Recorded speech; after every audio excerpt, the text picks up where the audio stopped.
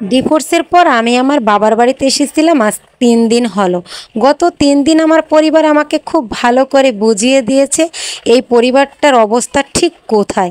গত 3 দিন আমার সাথে বারে বারে মনে হয়েছে এই পরিবারে না এসে আমার মরে যাওয়া ভালো ছিল।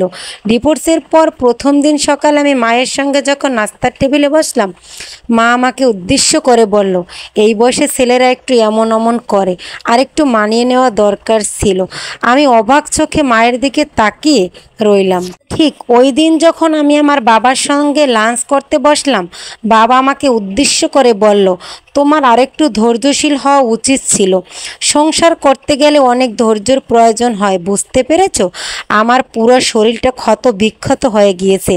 আমার স্বামী সহ শ্বশুরবাড়ির মানুষের কথা তিলে তিলে মনে পড়ছে। কিন্তু একটা মেয়ের জীবনে কতটুকু ধৈর্য ধরা দরকার, যতটুকু ধৈর্য ধরা হয়তো আমি ধরেছি, কিন্তু আমি আর জীবন সাথে লড়াই করে পারছি না।